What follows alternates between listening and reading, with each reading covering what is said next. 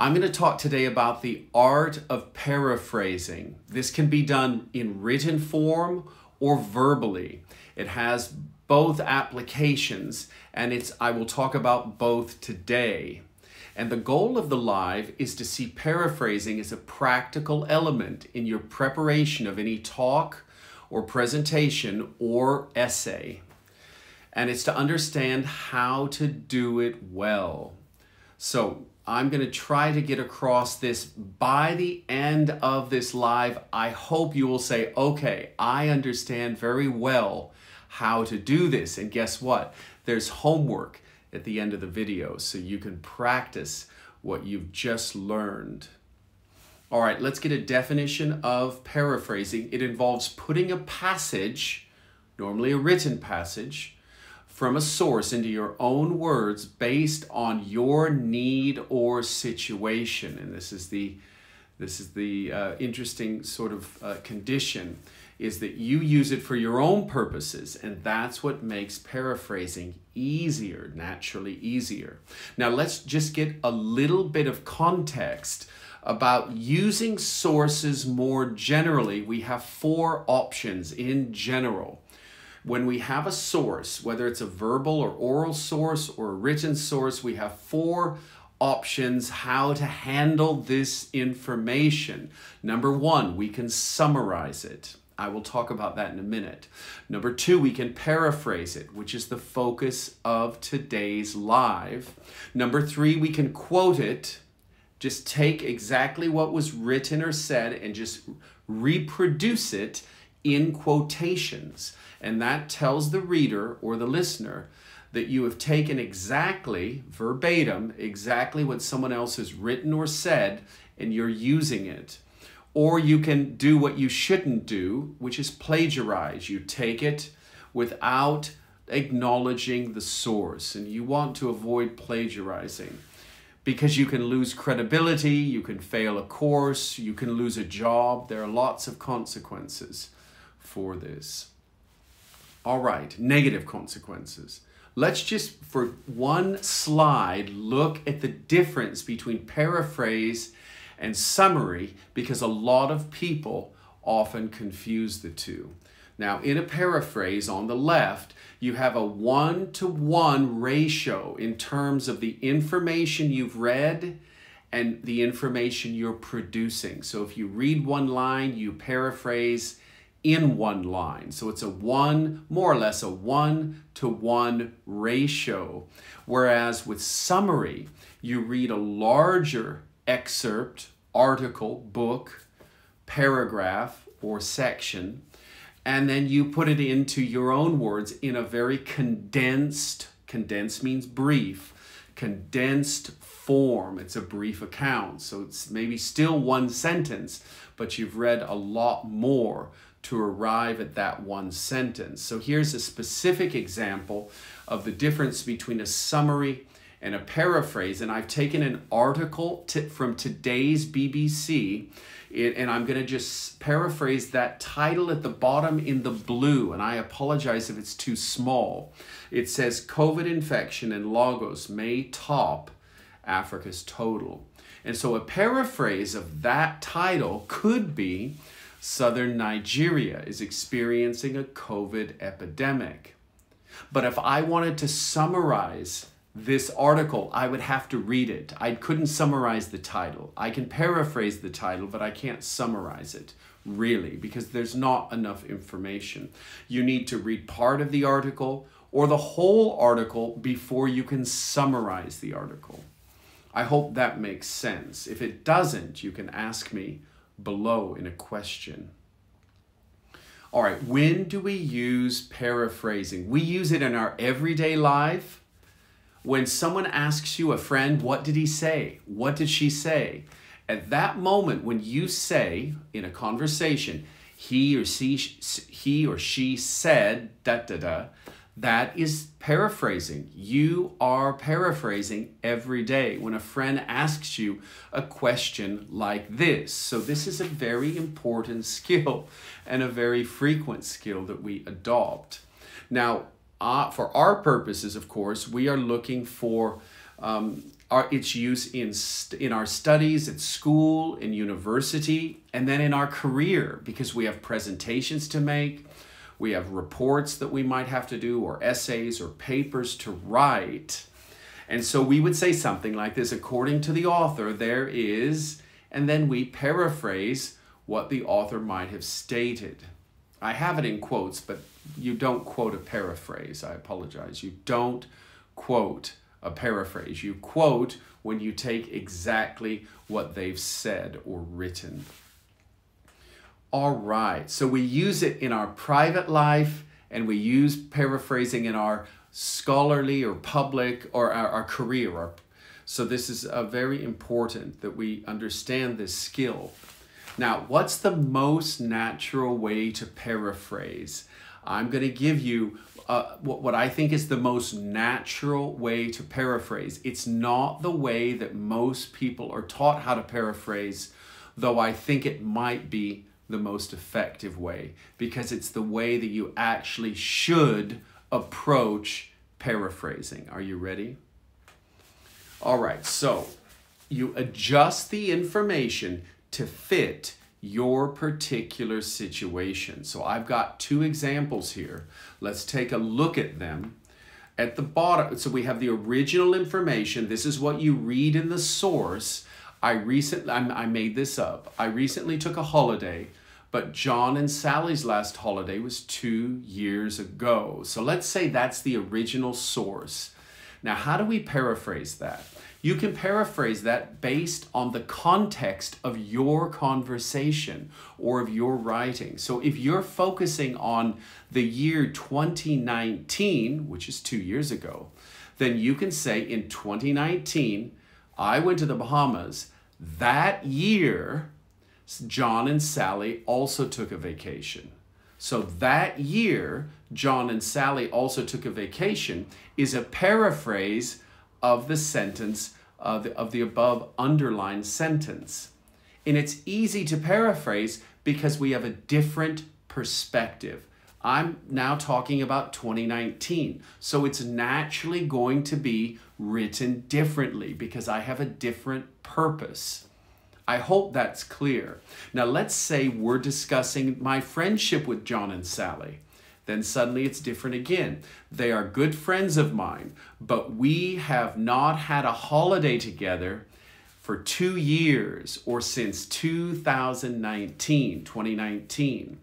So that's another way that we can paraphrase this when we focus on the friendship. It just naturally evolves, that information, the original information, naturally evolves into a paraphrase when you have a different perspective or use of that information. I hope that makes sense, because that is the crux or the main point. Crux, C-R-U-X.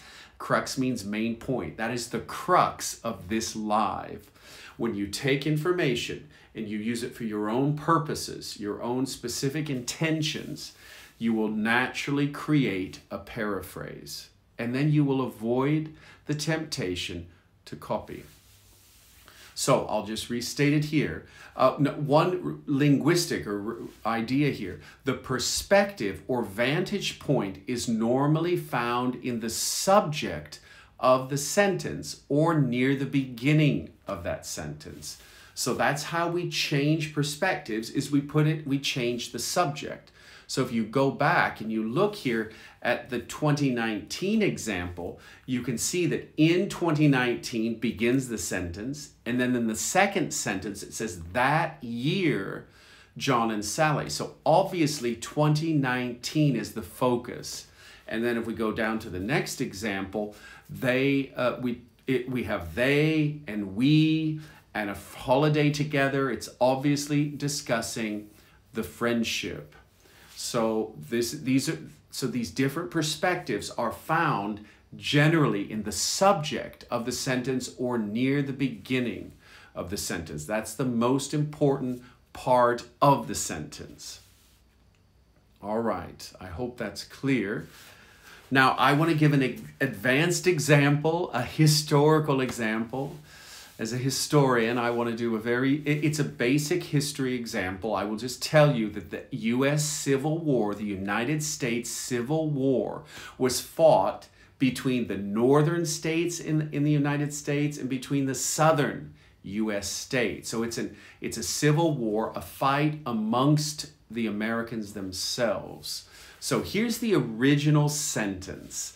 The U.S. Civil War began because the South feared the abolition means end, feared the abolition of slavery.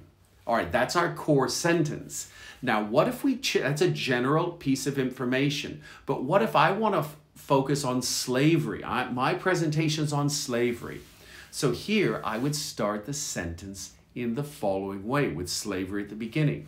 The end of slavery was a main reason for the South to incite means begin, to incite the Civil War. Do you see how the focus is changed and we've put the subject, it belongs in the subject. So in the original sentence, it's the Civil War. In our paraphrase, we're focusing on slavery. Now watch this. If we move now, now we're going to take the same example. The U.S. Civil War began because the South feared the abolition or end of slavery. What if we're writing a paper on the South, the southern states? Then we would put that as our subject. The South feared great economic loss with the abolition of slavery and started the Civil War. Now, I've added a little bit with the economic loss, but that's pretty well known. The South feared great economic loss with the abolition of slavery. That's why they feared it. So we have the South leading, and it's a natural paraphrase because I'm focusing on the South. Does that make sense? I hope so. If it doesn't, you can ask a question below. Now, I'm going to talk about that same art of paraphrasing in a slightly different, more traditional manner so that some of you can see, how to paraphrase from a different perspective. And that perspective is to identify the order of events, which is essentially what I talked about earlier. So if we look at the original sentence, the U.S. Civil War began because the South feared the abolition of slavery, we identify the key ideas. First, the Civil War, then the South, and then the abolition of slavery. So we have three key elements, and we can identify those elements in the following way under it. An event, an actor, the South, and a motive, fearing the abolition of slavery. So we have an event, an actor, and a motive. And so another way to paraphrase is just to switch the orders of those three.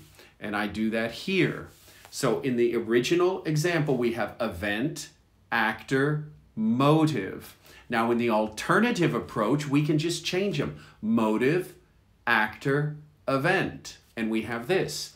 The fear, which is the motive, the fear over the end of slavery caused the South, which is the actor, to begin the Civil War, which is the event. So we have motive, actor, event, a natural paraphrase. We can switch it up again, yet another way. Actor, motive, event. Are you ready? The South's fear, so the South is the actor, the fear of the abolition of slavery provoked the Civil War. So the South's fear of the abolition of slavery provoked the Civil War. So that's another way to arrive at paraphrasing. Identify the key elements and just switch them based on your own needs. I hope that's sufficiently clear. I want to make one more point that I think is really, really important. Don't miss this, please. And if you have benefited from this, share this live with your friends and tell them that it will be on YouTube later. Now here are two types of paraphrases that I'm simplifying this, but it's really important that you understand this. You can offer a loose paraphrase or a specific paraphrase. Now look at the original title of the BBC article. I'm very sorry that it's so small. I will read it to you. It says, COVID infection in Lagos may top Africa's total. Now, a loose paraphrase is what I read before. On the left, southern Nigeria is experiencing a COVID epidemic. That's a very general paraphrase of that title. Now, look at the specific paraphrase of that same title. The city of Lagos has as many COVID cases as the rest of Africa combined. So that's a very specific paraphrase because it lists the details that are found in the title, whereas the general or loose version is only sort of glosses the title. Glosses means generalizes, doesn't go into great detail. Glosses, Glosses, not glasses, glosses. So one glosses and one goes into more detail. Now here's the big question. Which is better? Is it the general or the more specific? And the answer is it depends on your need in your speech or your essay. Both are or can be acceptable. It depends on what you need. If you just need some general information, then a general paraphrase, a loose paraphrase is perfectly fine. If this information is more critical to your argument or your essay, then your paraphrase ought to be more detailed. So this is actually depends on your need. All right, that might provoke a few questions, so you're welcome to ask those. Now let me summarize this in all brevity. Brevity is a great word, B-R-E-V-I-T-Y. In all brevity means in all succinctness, in all shortness, very briefly. Brevity means brief, short. In all brevity, in very short time, here is the summary of the main points that I have discussed today. Number one, paraphrases are naturally constructed by adopting a different perspective. In other words, you don't ever have to worry about plagiarizing if you're taking that information and writing from a different perspective. You will naturally rewrite it. You have to, because it's a different emphasis. Number two, you can alter the order of the concepts, as we did in the Civil War example, to arrive at a suitable paraphrase.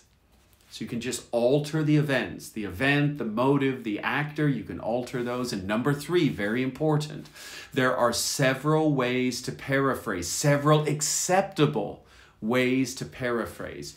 General or more precise, more detailed, both are fine. It depends on your needs. I hope that was clear. I want to give you homework and then we're going to move to the questions. So here is the homework. We haven't had homework in a long time.